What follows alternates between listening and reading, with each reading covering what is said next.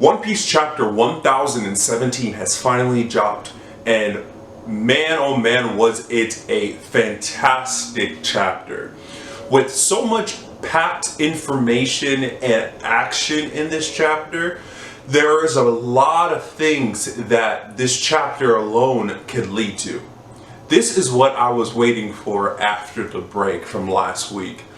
For Oda to drop something so amazing that it will actually set a different standpoint in this whole entire arc alone.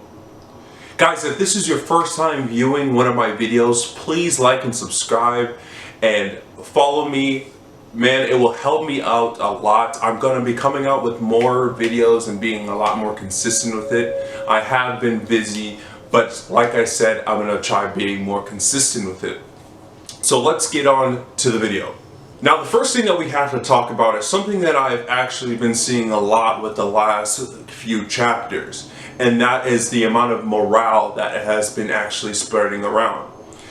Ever since Kaido actually beat Luffy for the second time, it seems like Kaido and his pirates have tried to actually destroy the morale of the Alliance. But for the last few chapters, that actually hasn't been working. In this chapter, it shows why even more that it's not working. In the beginning of the chapter, we sort of see a lot of the fighters in the Alliance sort of seem like they're breaking down and beaten. But Oda sort of pans out to Otama and how her role is actually gonna play out in this fight. And which that means that we're actually gonna see a tide, or the tides turn in this war. Otama has created a better morale for the Alliance, created a lot more help for the Alliance to actually beat Kaido, which ends up being extremely amazing. And Oda pans out to Momonosuke and Luffy, showing us that the leader of these Alliance, the two leaders, are sort of down and out, but in a comical way. And the reason why I say in a comical way is because of the expression that they both were making when they were recovered. Now let's talk about a fight that I'm pretty sure a lot of us is excited for, and that's the fight between Sanji and Queen. There always seemed to be a little bad blood between these two because of Sanji's father and Queen, but we end up getting some new information.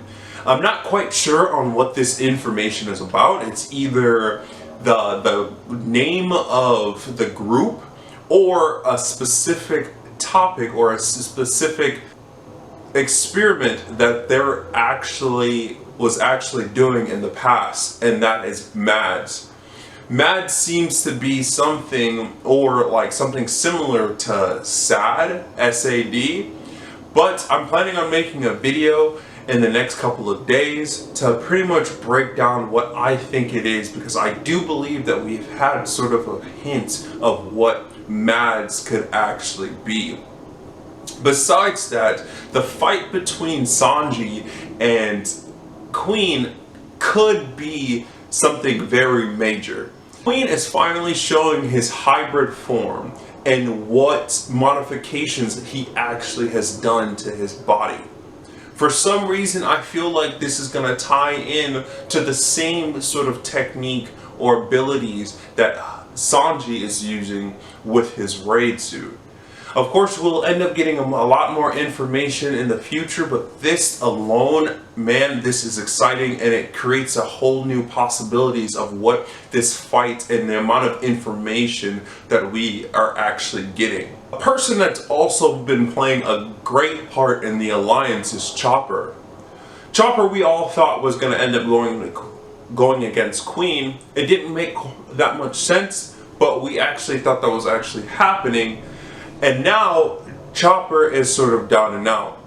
But there's something that I sort of want to mention, and that is the similarities, the effects of Chopper's Devil Fruit and the Rumble Balls, or the new Rumble Balls, and Luffy's pre-time skip Gear 3rd form. where they're both are sort of exerting themselves and turning to chibi versions of themselves, which I feel like Oda is probably going to break down why that's happening, because at first it seemed like a little joke and sort of comical with Luffy, but the fact that Chopper is experiencing the same exact thing makes me wonder, what is Oda sort of implying? Another thing that was mentioned that's probably has been thrown under the bus, or actually has not gotten enough spotlight because this chapter has been so impactful and great, is the drug that they're gonna end up giving Zoro. This drug is a drug that could allow a fighter who is injured to be recovered in an instant, but it will affect them double the amount towards the end. I feel like this is going to be a major point or a major topic in the future, because they made a point in this chapter to actually mention that they will end up, whoever uses the pill or the drug will end up getting double the pain and the stress after the fight. Which I also feel like Chopper is going to figure out a way to mass produce it to the point where he can instantly heal people, but when he's figuring out a way to mass produce it, he gets rid of the side effects, which will actually improve in Chopper's ability as a doctor, which is something that I feel like Oda is hinting to, that Chopper needs to be a better doctor, that every single Straw Hat after this chapter and within this chapter will receive some sort of power up or upgrade to their abilities, helping out Luffy and everybody else in the future. Now, before I mention Zoro being recovered, in a few of my videos in the past, I've said it multiple times, Zoro is not down and out. And this has proven me right. Zoro is going to end up taking this pill that will allow him to recover in an instant. Though it might affect him in the future, we all know that Zoro has the highest durability, or one of the highest durability in this story alone. But what would this say about Zoro? Who will he end up fighting? And I feel like this is even more proof that Zoro, after he recovers, will end up fighting Orochi. He still has bad blood with Orochi because of the whole Yasue and the whole thing with Yasue's death. But I also feel like we need more information and something in the regards of Zoro, Enma, and his upgrades and his strength, since we really didn't get that much information on his abilities in the fight with the Rooftop 5. Now, the most important situation or fight in this whole entire chapter. As you know, I am a Jinbei fan. Jinbei is one of the most strongest characters to me and the most important throughout the story. And I feel like this fight is going to be something amazing.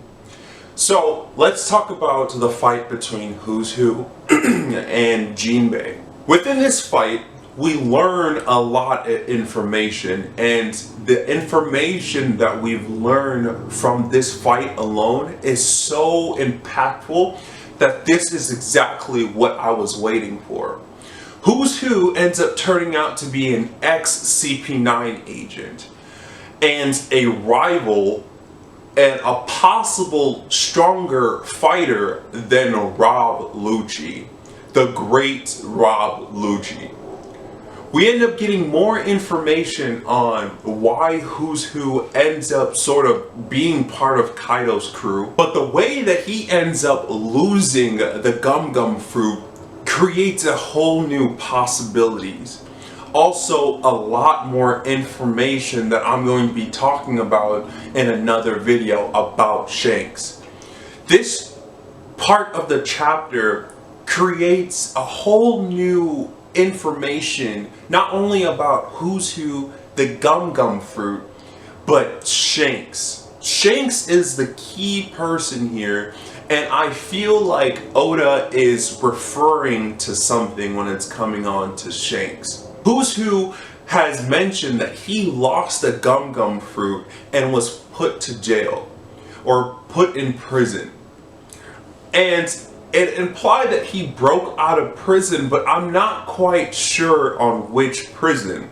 It wasn't quite mentioned, but we can assume that it was Impel Down. Who's Who being a major officer in the world government, which is the CP9 agent, and being as strong as him, and most likely the amount of information that he has alone, that could affect the world government. So I assume that he would be put in Impel Down in probably a level 6 or level 5. And during the raid of Impel Down that Luffy had and Blackbeard had, that was the only way that he could escape. This would also give us a lot more information on why Who's Who is not on top of the commander list in Kaido's crew. Not only because Kaido probably doesn't fully trust him because he worked for the world government in the past, but also because he has a lot of information that the others don't have. So I feel that Kaido probably sees Who's Who as a threat, and that is why he made him an officer and not one of his leaders or one of his main commanders. But I also feel like the information that we got from Who's Who and how he can use the 6 power technique with his devil fruit and most likely some sort of hockey, that this actually makes Who's Who the second strongest person in the Beast Pirates. And I'm not talking about Kaido, I'm just talking about King and Who's Who. The reason why I think Who's Who could be the second strongest is because of his devil fruit. His devil fruit being a primal devil fruit in the saber-toothed tiger, which would be insane because this level of strength is sort of skewed because Jack and Queen know Kaido more, but they're not as strong as Who's Who. And I feel like Who's Who and Rob Lucci will end up seeing each other again in the future. But I don't know what sort of paper or what will Who's Who actually end up doing. Now let's talk about the person that I'm interested in the most, Jinbei. Jinbei, his fighting technique is top tier, and I highly believe that he is, like I said before, one of the strongest characters in the One Piece world. But he's making it seem like fighting Who's Who is just another fight that he could overcome, which I like that a lot. Jinbei is showing us that he can actually tussle, but where does this put him in the lines of Luffy's commanders?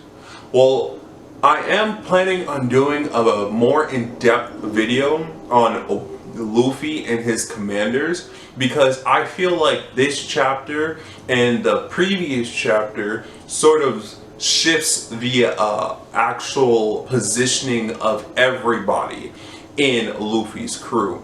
Also, I feel like the reason why Who's Who wanted to go after Jinbei instead of everybody else and Luffy is because he knows that Luffy is going against Kaido, but Jinbei was the second person, or the person that helps Luffy the most in the Impel Down arc. I honestly feel like Who's Who escaped from Impel Down and actually ended up joining the Beast Pirates right after. And that is why he wanted to actually go against Jinbei, because he was the only person from the Impel Down situation that he could actually fight, that he has more beef with because of the whole situation in Impel Down and him being a Straw Hat member. But last but not least, the Gum Gum Fruit. This chapter has created a whole new situation for the Gum Gum Fruit on what it could possibly mean to the world government.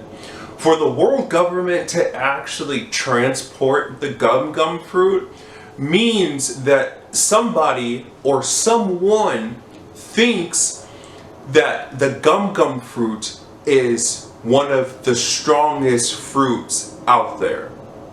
And I honestly feel like this has to do with emu, but I also feel that there's somebody that we've known in the past, that lived in the past, that most likely has had this devil fruit. Anyway guys, this was an amazing chapter. I feel like Wano alone is something that Oda is going to dump a lot of information. That every single mystery that we have had in the past will be dumped or actually explained to us in this arc alone. We have been learning a lot of information on so many situations, and it is so exciting that I just feel like going off on a tangent. But anyway, like I said, please like and subscribe. It will really mean a lot to me. I am going to try making a lot more videos, so please stay tuned. And I hope you guys enjoyed this video. Comment in the comment section below on what you guys think. And I'll catch you guys in the next One Piece video.